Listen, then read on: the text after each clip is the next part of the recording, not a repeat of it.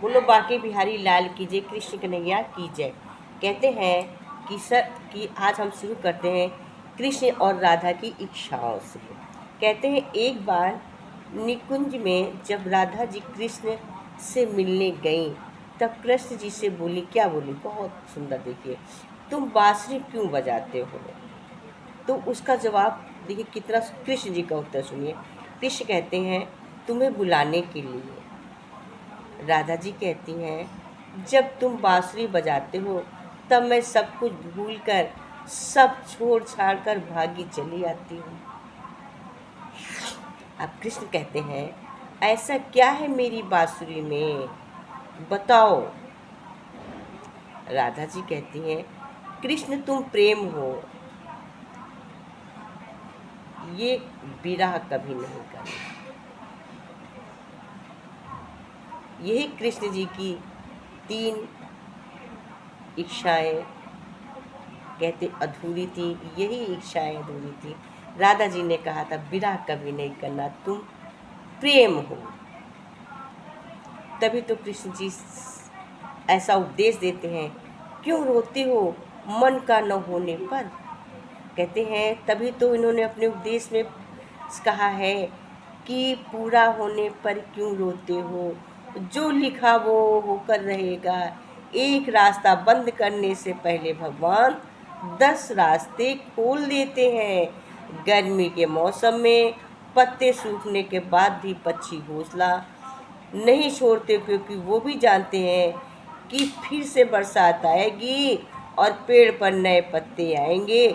जो हुआ उसे भूलकर नई शुरुआत करो और याद रखो, कोई भी कभी भी जो कष्ट आता तो उसके बाद भगवान उसको अच्छा समय उसका ज़रूर लाते हैं। उसी में उसको दुखी नहीं होना चाहिए, भगवान पे हमेशा भरोसा रखना चाहिए, याद रखनी चाहिए। तभी तो कहते हैं जब राधा रानी ये कहा था तो उनके राधा रानी के नाम की कितनी महिमा हो गई कृष्ण जी की से मिलके राधा की। और कहे थे कि जब भी मेरा कोई नाम लेगा, कृष्ण भगवान बोले थे, तो कृष्ण राधे नहीं कहेगा, राधे कृष्ण। जबकि कृष्ण जी की शादी रुक्मणी से हुई है, लेकिन रुक्मणी कृष्ण कोई नहीं कहता, राधे कृष्ण।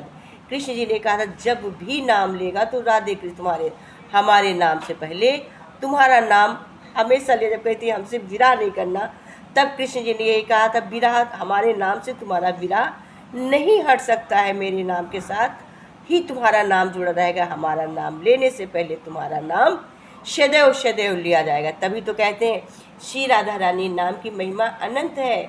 श्री राधा रानी नाम जैसा कोई मंत्र नहीं है, स्वयं में ही मंत्र है।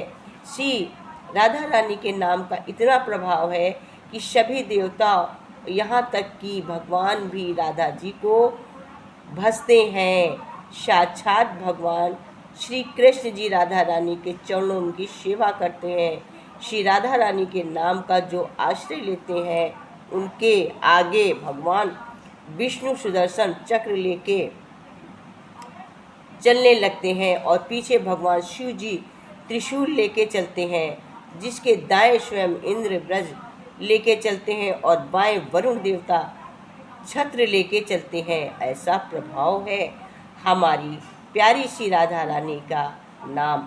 बस एक बार उनके नाम का आश्रय लीजिए और इस पर सब छोड़ दीजिए, सभी कार्य मंगलमय होंगे। वो सब पर जरूर कृपा करती हैं और करेंगी, करती रही हैं हमेशा। राधा राधा नाम तभी कहते राधे कृष्ण राधे कृष्ण। राधे नाम का बहुत ही एक केवल राधा कहना एक मंत्र है। सुख, भगवान कहते हैं सुख और आनंद क्या है। लोग अक्सर पूछते हैं कि सच्चा आनंद क्या है। मिथ्या आनंद जैसे कोई चीज़ नहीं होती। जब इंसान सुख को ही नहीं आनंद समझ लेता, तो उसके भीतर आनंद को लेकर तमाम सवाल उठने शुरू हो जाते हैं। जब आप असलियत से, सत्य के संपर्क में होते हो, तब आप सहज से आनंद में होते हो। आनंद से घिरे होकर भी उसमें अनजान रहना दुखद है। ये सवाल शायद एक खास सोच से आता हुआ लगता है।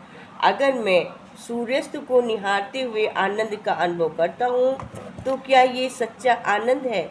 इससे कोई फर्क नहीं पड़ता कि आप किस तरह का आनंदित होते हैं। आप किसी भी तरह आनंद का अनुभव करें, यही सबसे बड़ी बात है। अब लगता है कि इसे कायम रखने का, इसे बरकरार रखने के लिए काबिल कैसे बने। तो अधिकतर लोग सुख को ही आनंद समझते हैं। अब सुख को कभी स्थायी नहीं बना सकते हैं, ये आपके लिए हमेशा कम पड़ता है। लेकिन आनंद का मतलब है कि ये किसी भी चीज़ से निर्भर नहीं है, ये तो आपकी अपनी प्रकृति है। सुख हमेशा किसी चीज़ या इंसान पर निर्भर नहीं रहता है। आनंद को असल में किसी बाहरी प्रेरणा या किसी उकसावे की ज़रूरत नहीं होती है। आनंद हमारे मन में होता है और सुख प्रकृति से लेते रहते हैं। इसी से कह रहे हैं, व्यक्ति हमेशा अपने आनंद के लिए, अपने सुख के लिए, अपने आनंद को भी नहीं पहचान पाता है और वो लोभ और माया में भ्रमता रहता है। कहते बहुत पुरानी सी बात है कि एक व्यापारी रहता था जिसकी पत्नी की मृत्यु हो चुकी थी। पहाड़ी पर स्थित था।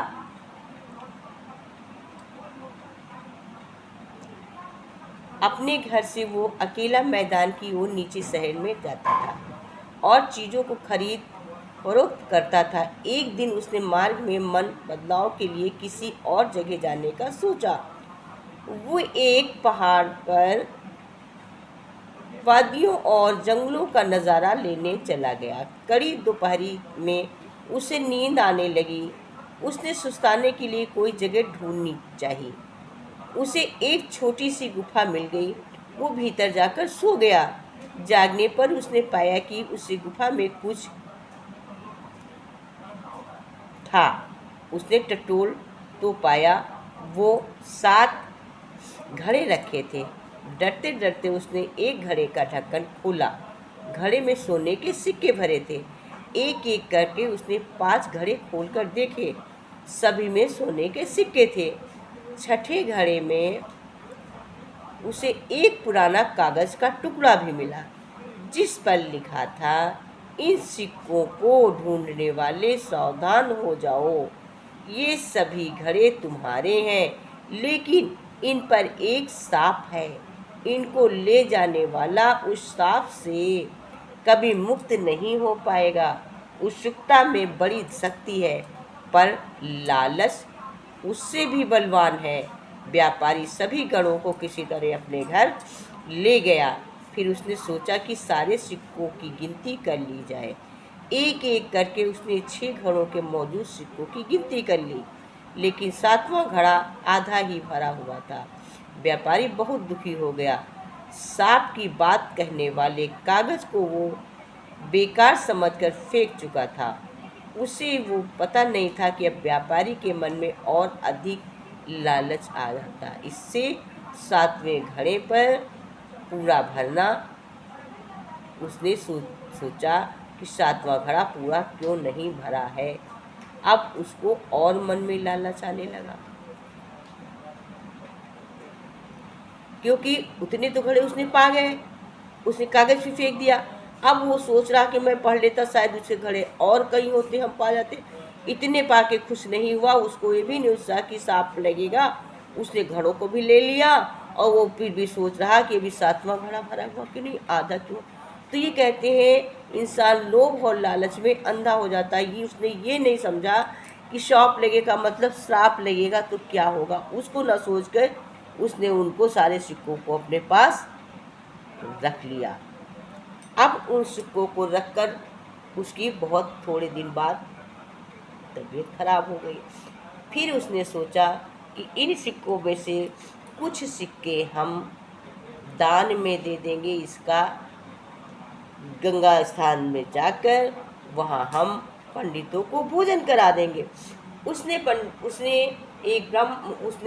गंगा पुत्र से कहा कि मैं गंगा स्नान के दिन आकर वहाँ ब्राह्मणों का प्रीत भोज कराऊंगा, आप सारी व्यवस्था कर लेना। तो उसने उन लोगों ने पैसे की डिमांड करी। तो बोले पैसा मैं वहाँ आकर डायरेक्ट तुमको दे देंगे, आप सबकी दुकानों से पैसे ले लेना। बोले अच्छा। अब वो पैसे तो ले लिए। अब वो लेके जब जाने के हुआ तो एक दिन पहले वो गया, चलता चलता, पहले पैदल चलते ही थे साधु महात्मा, तो अभी ज़्यादा पैदल चल के ही चलते हैं।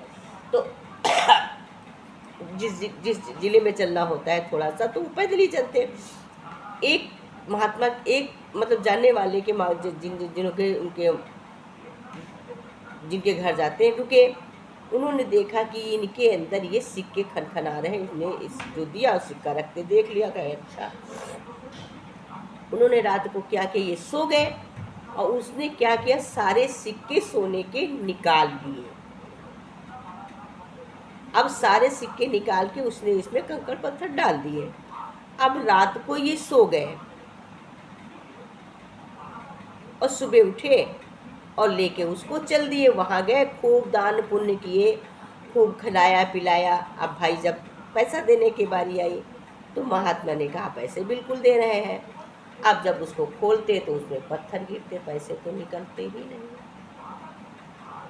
अब क्या करें। जब पैसे नहीं निकले तो महात्मा ने सबको 15 लोगों को अंदर बुलाया और कहा अंदर आओ। जब वो अंदर गए तो बताया, तो सब कहने लगे तुम झूठ बोले, इसलिए ऐसा ऐसा तुम पहले कराए, अब हम कहाँ से देंगे। कहे कोई बात नहीं, एक दिन सबको हम देंगे, समझा दो। कहे अच्छा भाई, महान पुरुष थे ही थे, उनकी सब बात मान गए। सब तो हो ही चुका था। वो वहाँ से चल दिए। अब कुछ समय बीता, जिसने इनके सारे सिक्के ले लिए थे उसके घर बीमारी आ गई, खेत बेकार हो गए, बीमारी आ गई, उसकी पत्नी खत्म हो गई। अब वो अकेला बचा, वो भी बिस्तर में पड़ा। उसने सोचा कि मैंने जिसके सिक्के लिए तो यूज भी नहीं कर पाया, इतने सारे सिक्के ले लिए थे, अब इन सिक्कों का मैं क्या करूं। उसने उस महात्मा की खोज करनी शुरू करी। फिर उनकी खोज कहाँ से लगी, पता चला कि इन्होंने यहाँ पे कराया था भोज। वहाँ गए तो वहाँ से उन महात्मा की पूछ करी। उन महात्मा की पूछ करके उनके पास जाके उनसे माफ़ी मांगी। कहे हमने आपके सिक्के लिए थे, हम ऐसे ऐसे परेशान हो गए।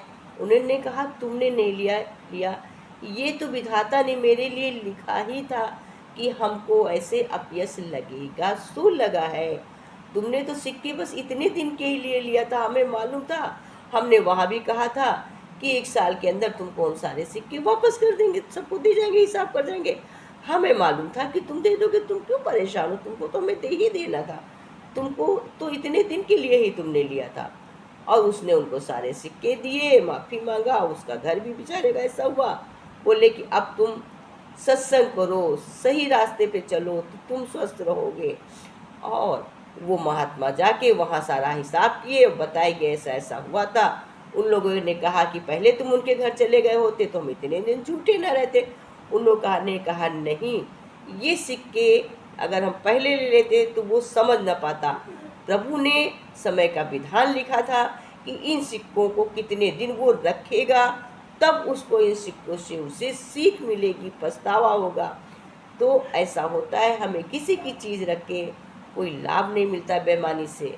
हमें किसी की चीज़ को लालच नहीं करना चाहिए, बेईमानी नहीं करनी चाहिए, विश्वासघात नहीं करना चाहिए। इसी से कृष्ण भगवान कहते हैं कि कभी इंसान को उदास नहीं होना चाहिए। उदास मत हो, क्योंकि मैं तेरे साथ हूँ, सामने नहीं पर आसपास हूँ। पलकों को बंद करके दिल से एहसास कर, मैं तेरी आत्मा के अंदर हूँ, विश्वास तो कर।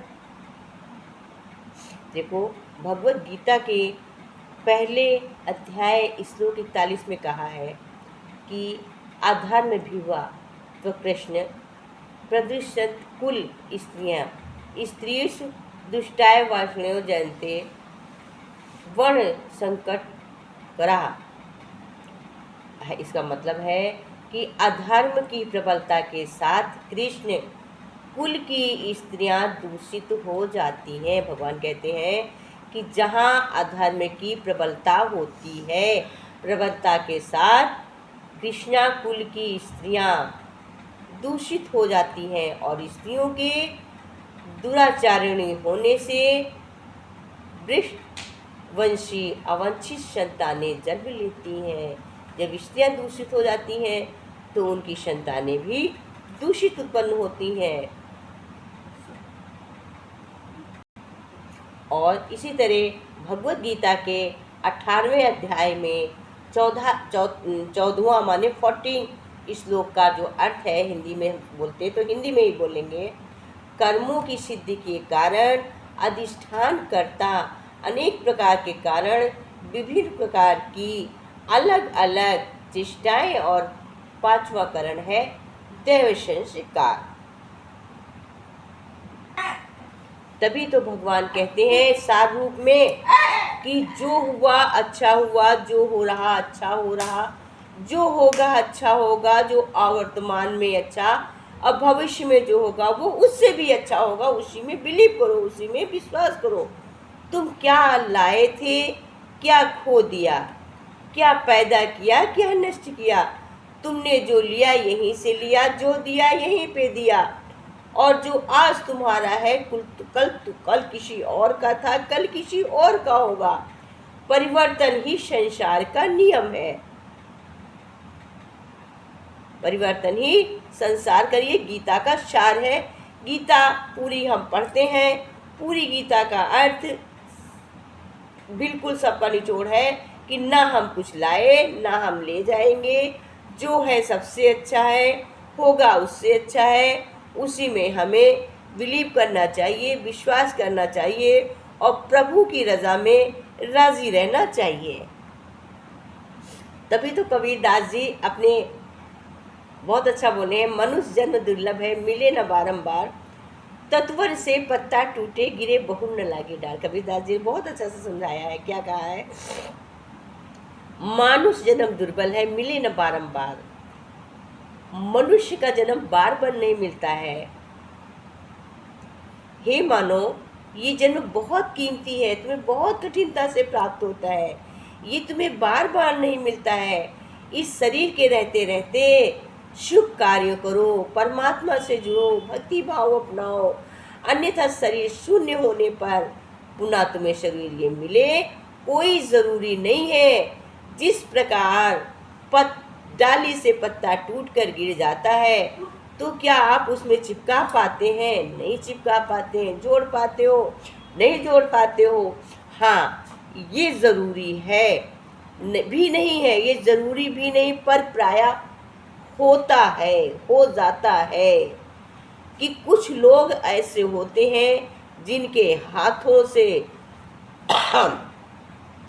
कोई कोमल डाल लटक जाती है, वो उसको बांध देते हैं, जोड़ देते हैं और वो डाल लग जाती है, फिर वो सीधी हो जाती है।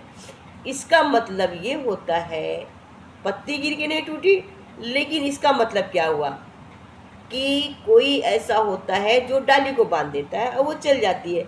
मतलब है कि कोई मनुष्य ऐसा होता है जिसने ऐसा आत्मज्ञान प्राप्त कर लिया है, ऐसा ज्ञान प्राप्त कर लिया है, ऐसा सत्संग कर लिया है, ऐसे कर्म कर लिए हैं कि जो पुनः अभी भी मनुष्य का जन्म है और शरीर शून्य होने के बाद आत्मा फिर मनुष्य की योनि में तुरंत जन्म पाता है, क्योंकि उसने इतने अच्छे कर्म किए हैं कि वो तुरंत 84 उसकी 1 मिनट में कट जाती है और तुरंत मनुष्य योनि में फिर जन्म पा जाता है। बाकी तो 84 भोगनी पड़ती है, जितना किया होता है उतने जल्द काट के पा जाता है। और कोई पाता ही नहीं, कोई बहुत सदियों भोगा करता है, कोई तुरंत आ जाता है। कोई अपने देखो जन्म लेता है तो बताता है कि पुनर्जन्म में हम तुम्हारे घर में थे, पुनर्जन्म अगले पे हम तुम्हारे घर में थे, या तुम हमारे चाचा हो, हम तुम्हारे भतीजे। सही सही बताता है। कोई कहता मेरी भतीजी आ गई, कोई कहती मेरी माँ आ गई। तो ऐसा है, ये अपने कर्मों के हिसाब से जन्म मिलता। वही है कि डाली जुड़ गई, मतलब उस पेड़ के इतने अच्छे कर्म थे कि वो डाली लग गई, और लगाने वाला गुरु इसका इतना अच्छा था कि गुरु ने इतनी अच्छी शिष्य को सीख दी कि शिष्य भी ऊपर उठ गया। तो गुरु ने बांधा, गुरु ने सत्संग सुनाया और शिष्य ने सुन लिया। गुरु हो गया बांधने वाला और शिष्य हो गया अब जुड़ने वाली पत्ती। तो ये काम सत्संग से होता है। सत्संग का ज्ञान, अच्छा ज्ञान, गुरु ज्ञान, भगवान ज्ञान, मन की चेतना से ज्ञान, अपने मन में मनन करने से जो ज्ञान मिलता है उससे भी हम सत्कर्मों से जुड़ सकते हैं, सत्कर्मों पे चल सकते हैं। भगवान कहते हैं कि एक सज्जन ने तोता पाल रखा था। देखो, कहते हैं अंत समय के बोल भगवान ने सबके एक ही जैसे बनाए हैं। एक सज्जन ने तोता पाल रखा था और उससे बहुत स्नेह करते थे। एक दिन एक बिल्ली उस तोते पर झपटी और तोता उठा ले गई। तो सज्जन रोने लगा और कहा, प्रभु आप क्यों रोते हो? भगवान ने पूछा। बोला, प्रभु क्यों रोता हूँ, हम आपको कैसे बताएं, मेरा तोता बिल्ली ले गई है। भगवान ने कहा, बस इतनी सी बात के लिए हम आपको दूसरा तोता लाके दे देते हैं। वो सज्जन बोले, नहीं, मैं तोते के दुख सज्जन बोला, मैं तोते के दूर जाने से नहीं रो रहा हूँ। पूछा, फिर क्यों रो रहे हो भाई? कहने लगा, दरअसल बात ये है कि मैंने उस तोते को रामायण की चौपाइयाँ सिखा रखी थी। वो सारा दिन चौपाइयाँ बोलता रहता था। आज जब बिल्ली उस झट्टी तो वो चौपाइयाँ ही भूल गया और टप टप टप टप करने लगा। अब मुझे ये फिक्र हो रही है कि रामायण में तो मैं पढ़ता हूँ, लेकिन जब यमराज मुझ पर झपटेगा न मालूम मेरी जिभ्या में रामायण की चौपाइयाँ निकलेंगी या तोते की तरह टॉप टॉप निकलेंगी। इसका मतलब क्या हुआ? इसलिए महापुरुष कहते हैं, इसका मतलब है कि विचार विमर्श कर तत्व ज्ञान और रूप ध्यान इतना पक्का कर लो कि हर समय जब भी निकले मुख से तो प्रभु नाम राम राम राम राम राम राम राम राम। अब जब ये वर्ड आ ही गया है राम राम, मैंने राम राम का अर्थ एक दो बार और भी बोला है कि राम राम कहने का क्या अर्थ होता है, बट ऐसा ये दृष्टांत है कि इसमें मुझे राम राम का अर्थ मैं आपको इसमें दोबारा पुनः बोलूँगी, जो ये रिपीट होता रहे। देखिए, इसको अब बहुत ही ध्यान से समझना और सुनना। राम राम क्यों कहा जाता है? क्यों? कभी सोचा कि बहुत से लोग जब एक दूसरे से मिलते हैं तो आपस में एक दूसरे से एक बार न कह के दो बार राम राम बोलते हैं। एक बार या तीन बार क्यों नहीं बोलते? दो बार राम राम बोलने के पीछे बहुत गूढ़ रहस्य है, क्योंकि यदि हम आदिकाल से ही ये चला आ रहा है। हिंदी की शब्दावली में रा 27वां शब्द है और आ की मात्रा दूसरा और माँ 25वां शब्द है। अब तीनों अंकों का योग अगर करते हैं तो 27 + 2 + 25 या 27 + 2 + 25, इसका योग आता है 54 या 54। तो अब इसका मतलब है कि एक योग 54 है या 54 है। तो इसको अगर हम इसको 54 दो बार कर लेते या 54 दो बार कर लेते तो इसका अर्थ हो जाता है 108 या 108। तो इसी प्रकार दो बार राम राम का कुल योग 108 होता है। हम जब कोई जाप करते हैं तो 108 या 108 मनके की माला निरंतर करते हैं। तो सिर्फ राम राम कह देने से मेरी पूरा माला का जाप हो जाता है। जब हम राम राम कह देते तो मेरी एक माला पूरी हो जाती। राम राम कहने का ये अर्थ है। ठीक है, अब हम इतना बोले, जो मेरा पूरा सुना करिए अब मैं छोटा सा राम जी का भजन बोल दूंगी बस। राम नाम सुखदाई भजन करो भाई, ये जीवन 2 दिन का।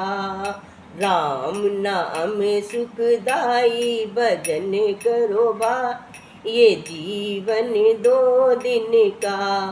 ये जीवन लकड़ी की गुटका, ये जीवन लकड़ी की गुटका। आगी लगे जले जाई भजन करो भाई, ये जीवन 2 दिन का। राम नाम सुखदाई भजन करो भाई, ये जीवन 2 दिन का। ये जीवन कागज की नैया, ये जीव कागज की नैया। हवा चले उड़ जाई भजन करो भाई, ये जीवन 2 दिन का। राम नाम सुखदाई भजन करो, ये जीवन 2 दिन का। अरे ये जीवन फूलों का बगीचा, ये जीवन फूलों का बगीचा। अरे घाम लगे मुरझाई भजन करो भाई, ये जीवन 2 दिन का। घाम लगे मुरझाई भजन करो भाई, ये जीवन 2 दिन का।